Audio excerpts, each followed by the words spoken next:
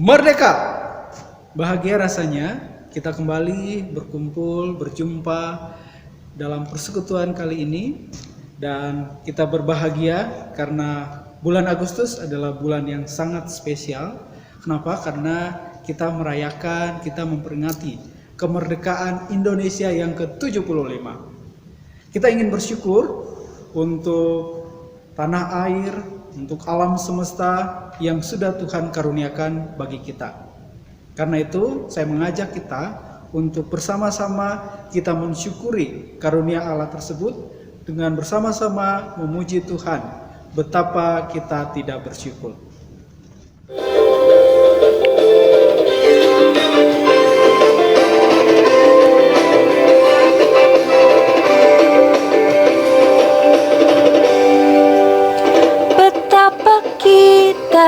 Tidak bersyukur, bertanah air kaya dan subur, lautnya luas, gunungnya megah, menghijau padang, bukit dan lembah. Itu semua berkat karunia Allah yang agung maha kuasa. Itu semua berkat karunia Allah yang agung maha kuasa.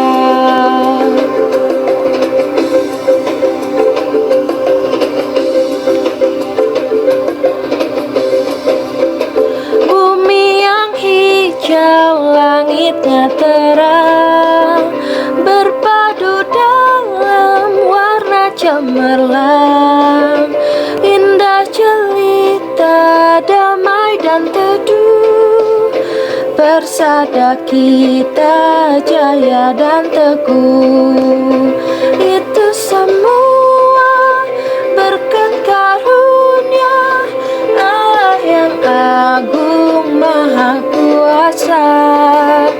Itu semua berkat karunia Allah yang agung maha kuasa.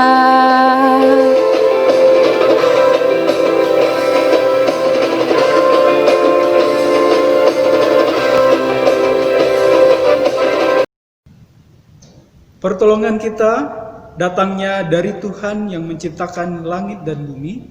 Kasih karunia dan damai sejahtera dari Tuhan beserta saudara sekalian. Saudara-saudara yang terkasih di dalam Tuhan Yesus Kristus, tema HUT Kemerdekaan Republik Indonesia yang ke-75 adalah Indonesia Maju. Indonesia Maju bukanlah hanya harapan semata, meski di tengah situasi yang berubah saat ini atau kehidupan new normal. Kita masih terus bisa berkarya mengusahakan kemajuan Indonesia. Kemajuan Indonesia bisa terjadi bila kita mengingat peran dan tanggung jawab kita di tengah-tengah bangsa kita ini. Peran dan tanggung jawab apa yang harus kita kerjakan demi kemajuan Indonesia? Itulah yang akan kita bahas bersama di dalam perenungan firman Tuhan pada hari ini, melalui kisah dan pesan dari Nabi Yeremia. Marilah kita siapkan hati kita untuk bersama mendengarkan firman Tuhan.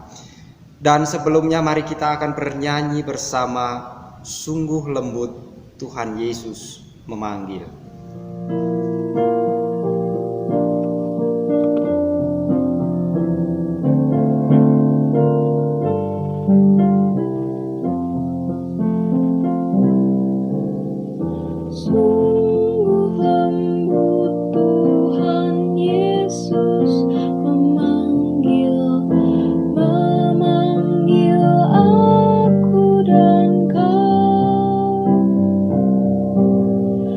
Lihat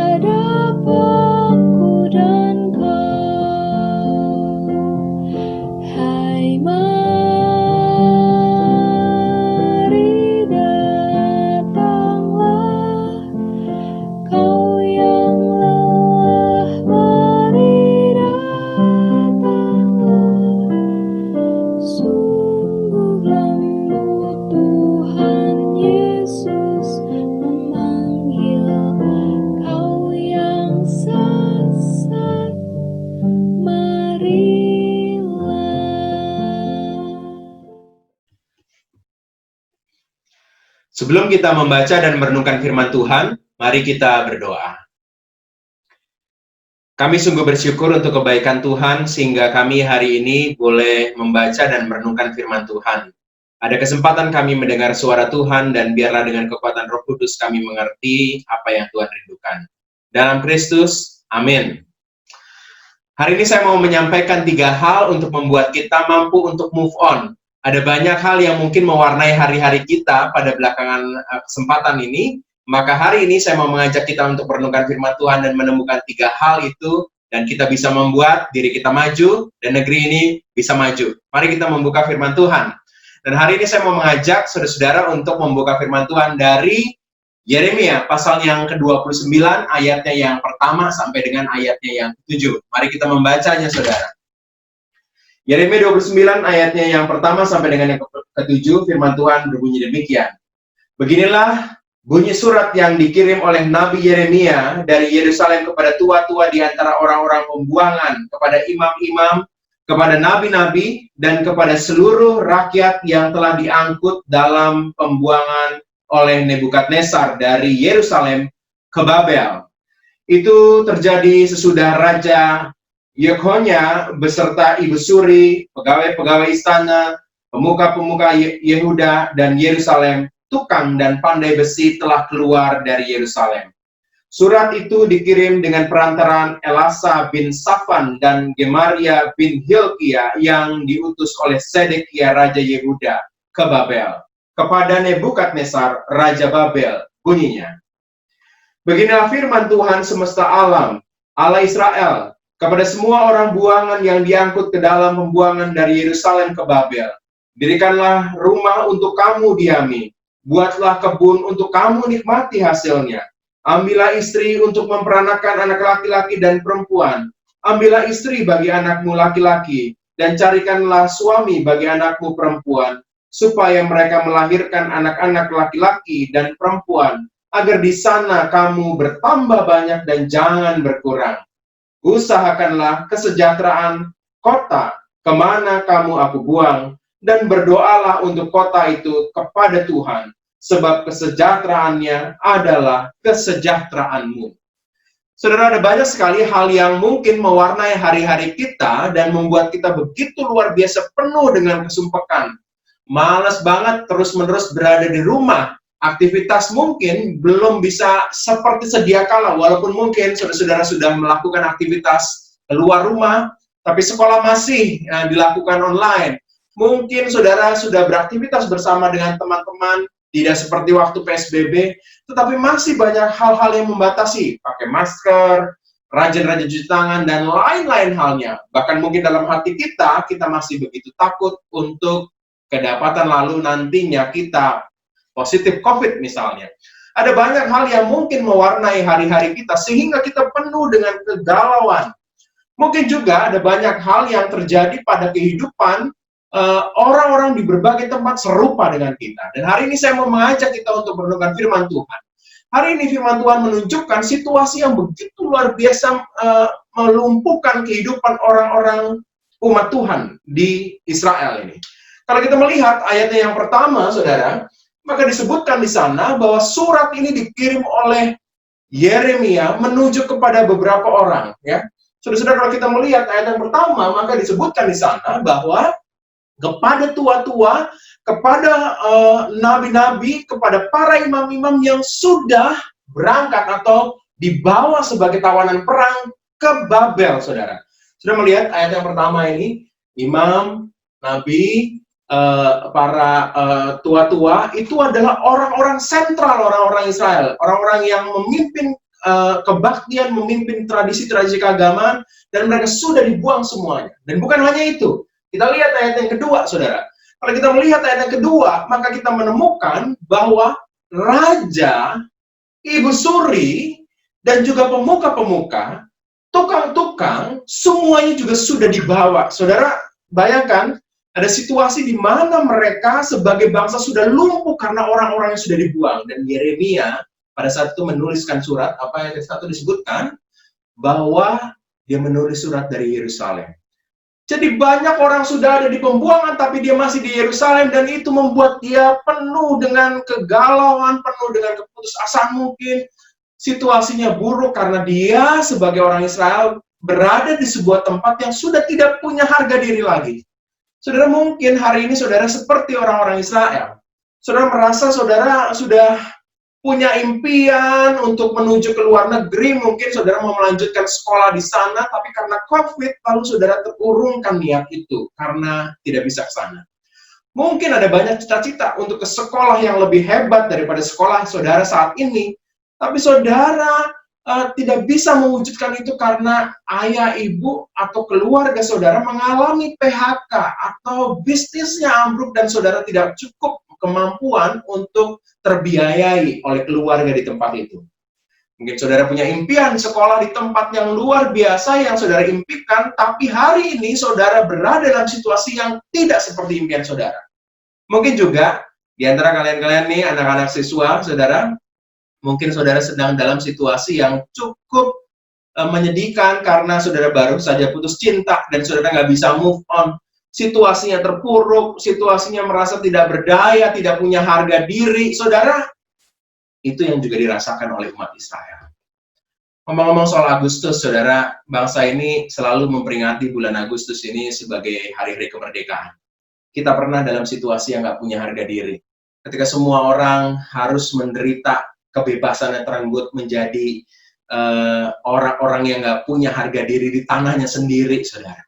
Dan hari ini, di bulan ini, saya mau mengajak setiap kita untuk bersama-sama, untuk bukan hanya mewarnai kota, mewarnai negeri ini, mewarnai juga diri kita untuk bisa move on, bisa maju, kita bisa menjadi orang-orang yang akhirnya mampu, bukan hanya untuk diri kita baik, tetapi juga menjadikan orang-orang di sekitar dan negara Indonesia menjadi negara yang maju. Kalau Yeremia menuliskan surat kepada orang-orang di sana dengan sebuah surat yang luar biasa. Kenapa? Karena Yeremia mau melakukan proses maju ini. Dan hari ini saya mau mengajak kita untuk merenungkan firman Tuhan, menemukan cara itu, saudara. Cara yang pertama yang dilakukan oleh Yeremia adalah dia mau menerima situasi ini. Dia mau supaya apa yang terjadi ini dia terima sungguh-sungguh benar ini situasi yang terjadi pada kita. Maka ketika kita menerima, sungguh-sungguh ada perubahan-perubahan yang bisa terjadi. Kalau hari ini teman-teman masih nggak bisa move on dengan si dia yang mengecewakan itu, masih scroll-scroll akunnya, masih cari tahu dia mau ngapain ya, masih pengen telepon atau chat dan lain-lainnya. Hey, saudara terima situasi ini. Saudara mungkin menjadi single itu cara Tuhan mau berkata, beristirahatlah dari cinta yang salah, dan saudara akan menemukan cinta yang Allah berikan.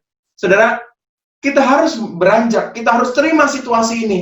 Kalau kita nggak ada di sekolah yang mungkin kita impikan, mungkin Tuhan mau merencanakan sesuatu pada hidupmu di sekolah ini, di tempat ini. Pertanyaannya adalah, apa yang harus kita lakukan?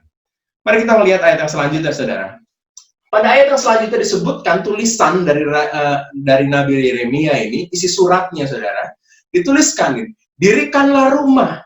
Yeremia menulis surat ini karena juga difirmankan Tuhan, dirikanlah rumah, buatlah kebun. Saudara melihat, dirikan rumah, buatlah kebun, menjadi sesuatu yang bukan sebentar, saudara. Kenapa nggak disebutkan dirikanlah kemah saja? Karena mungkin seminggu atau 2 minggu, sebulan lagi kamu akan pindah lagi, kembali lagi ke Yerusalem. Tapi disebutkan, dirikanlah rumah. Saudara, ini waktu yang menunjukkan cukup panjang. Buatlah kebun. Saudara, di rumah saya ada pohon mangga, saudara. Itu ditanam bertahun-tahun yang lalu, itu belum berbuah, saudara. Dan kalau disebutkan buatlah kebun, untuk kamu nikmati hasilnya, artinya begitu panjang waktunya, sehingga kamu melakukan ini harus buat kebun, dan nanti hasilnya kamu nikmati. Panjang, saudara. Dan bukan hanya itu saja, saudara, perintah yang disebutkan di Yeremia di suratnya. Sudah disebutkan dalam bacaan firman Tuhan, ambillah istri buat dirimu untuk memperanakan anak-anak. Dan bukan hanya itu, ayat yang ke-6 disebutkan apa, saudara?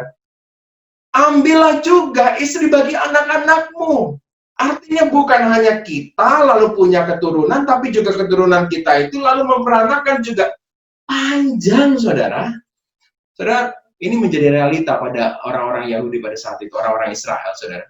Kenapa? Karena akhirnya mereka berada di pembuangan itu puluhan tahun, sampai 70-an tahun dia ada di sana. Panjang, saudara. Maka ini harus menjadi sesuatu yang kita harus isi kalau kita adalah orang-orang Israel pada saat itu, karena waktunya panjang. Kita nggak tahu jodoh yang Tuhan berikan itu kapan datangnya. Waktunya mungkin panjang, saudara. Maka move on. Kita harus benar-benar mau menerima situasi dan mengisinya dengan sesuatu yang penting, saudara. Apa itu? Kalau kita melihat ayat yang kelima, ayat yang keenam, saudara, maka kita menemukan bahwa ini situasi yang harus kita sungguh-sungguh isi, bukan hanya sekedar untuk menerima situasi, tapi juga melakukan sebuah aksi. Kalau kita tidak melakukan sesuatu, kita mungkin bukan hanya orang yang tidak menerima situasi, tapi mungkin kita juga masih pengen kembali kepada situasi yang sebelumnya. Tuhan mau mengatakan, selain kau menerima situasi, lakukanlah aksi dengan segera. Sekolahmu ini bukan tempat yang buruk, mungkin Tuhan merencanakan sesuatu. Maka seriuslah dengan belajar.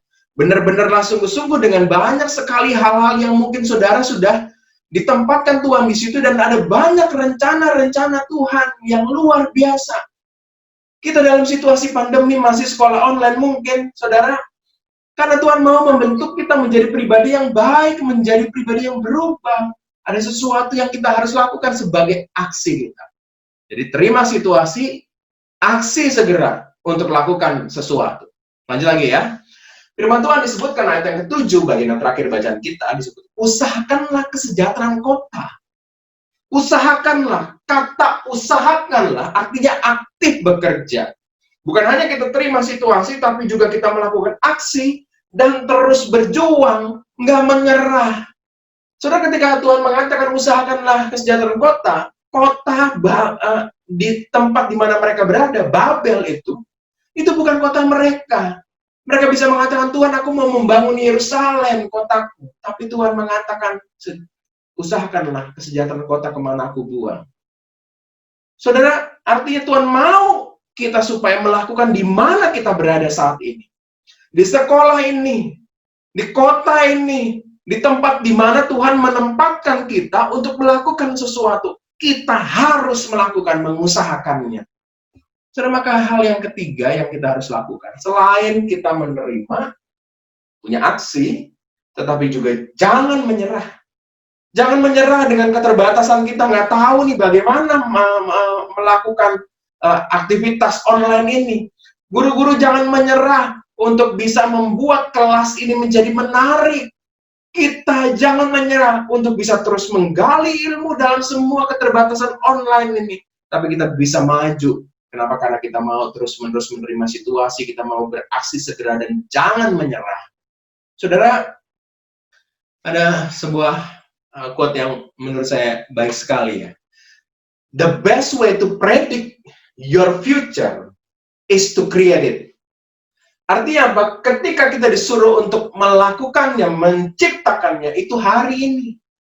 Kalau Indonesia mau maju nanti, bukan nanti, saudara, tapi hari ini.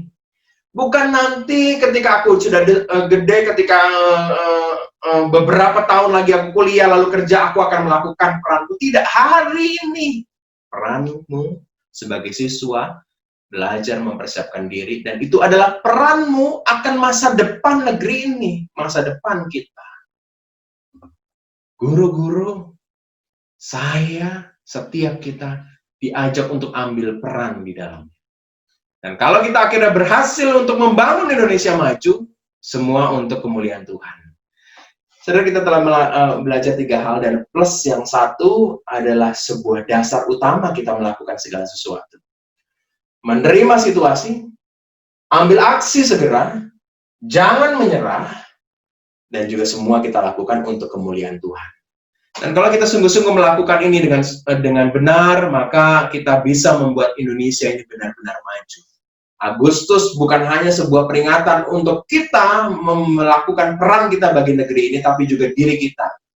Teman-teman yang belum bisa move on, ayo berubahlah, kita terima situasi, ambil aksi segera, dan kita mau melakukannya untuk kemuliaan Tuhan. Kiranya Tuhan memberkati setiap kita, dan kiranya kita mampu membuat negeri ini menjadi maju. Allah Bapa kami yang berada di dalam kerajaan surga mulia, pada saat ini kami bersama-sama Sivitas Semak 2 PPK Penabur Bandung datang di hadapan-Mu di dalam doa syafaat. Kami bersyukur atas pemeliharaan Tuhan, hari demi hari boleh kami lalui bersama. Engkau menyertai setiap kegiatan kami, Engkau menyertai sepanjang hidup kami. Dan saat ini ya Tuhan kami berdoa, secara khusus kami berdoa untuk bangsa dan negara kami Indonesia. Di tengah pandemi COVID-19, mari Tuhan Engkau yang menolong bangsa dan negara kami. Engkau yang menolong memberikan hikmat kepada para pemimpin bangsa kami. Supaya dengan hikmat yang dari Tuhan, para pemimpin bangsa kami, juga segenap tenaga medis, ilmuwan, Engkau perkenankan untuk segera menemukan obat ataupun vaksin COVID-19, sehingga akan ada banyak jiwa yang tertolong. Kami juga berdoa ya Tuhan, untuk para pemimpin dari pusat sampai daerah, biarlah Tuhan yang menolong mereka di dalam setiap kepemimpinan mereka. Kami tak lupa juga berdoa untuk Yayasan PPK Penabur Bandung. Engkau memberkati yayasan ini, Engkau memberkati para pengurus yang ada dengan hikmat yang dari Tuhan. Biarlah mereka dapat melakukan pelayanan dengan baik dan nama Tuhan juga boleh dimuliakan. Kami berdoa untuk Semak 2 PPK Penabur Bandung. Tuhan memberkati sekolah kami, Tuhan memberkati para pemimpin sekolah kami. Tuhan memberikan hikmat kepada mereka sehingga apapun yang menjadi kebijakan dari pemimpin kami, biarlah itu adalah kebijakan yang dari Tuhan, dan itu adalah kebijakan yang terbaik, yang pada akhirnya akan membuat kebaikan bagi Sivitas Semak 2 PPK Penabur Bandung. Berkatilah kiranya para orang tua kami yang dengan setia bekerja mencukupkan segala kebutuhan kami. Tuhan menolong mereka, Tuhan memberkati mereka. Bapa di surga, kami juga berdoa untuk para pendidik, tenaga kependidikan, juga semua yang terlibat di dalam pelayanan Semak 2 PPK Penabur Bandung. Tuhan memberkati mereka satu persatu. Biarlah berkat Tuhan senantiasa kami rasakan, dan kami senantiasa juga bersyukur di hadapan Tuhan dengan melakukan hal-hal yang berkenan kepada Tuhan. Selanjutnya kami juga mohon berkat Tuhan untuk kegiatan kami di dalam proses belajar ini. Tuhan menyertai kami di dalam setiap tugas yang harus kami jalani. Karena kami percaya bahwa dengan berkat yang dari Tuhan, kami akan dimampukan untuk menjalankan semua tugas itu dengan baik dan dengan penuh tanggung jawab. Selanjutnya kami mau serahkan seluruh kehidupan kami dari pagi, siang, hingga sore nanti ke dalam tangan pengasihan Tuhan. Di dalam nama Tuhan kami Yesus Kristus, kami berdoa dan bersyukur. Amin. Baik teman-teman semuanya, kita udah sama-sama dengerin sharing firman Tuhan hari ini. Siapa yang terberkati boleh sama-sama melambaikan tangannya, serahkan yes. Yuk teman-teman, sebelum kita akhiri ibadah kita hari ini, kita mau sama-sama naikkan satu pujian sebagai rasa syukur dan doa kita buat bangsa Indonesia, teman-teman. Yuk saya ajak teman-teman kita sama-sama nyanyikan lagu ini dengan sungguh-sungguh. Syukur untuk setiap rencanamu dan rencanamu yang mulia. Dalam satu tubuh kami bersatu mencari duta kerajaanmu. Ku ucapkan berkat atas hidup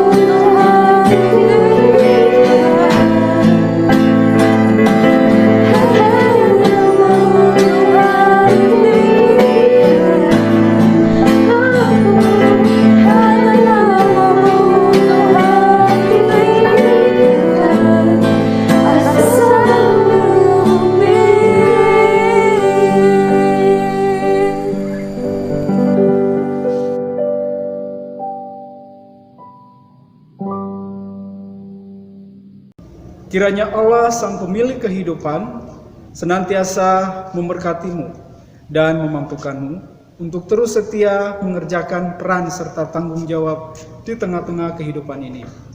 Dan kiranya persekutuan kasih Allah Bapa, Anak, dan Roh Kudus menyertai kamu sekalian sampai kita bertemu kembali hari ini, esok, dan sampai selama-lamanya.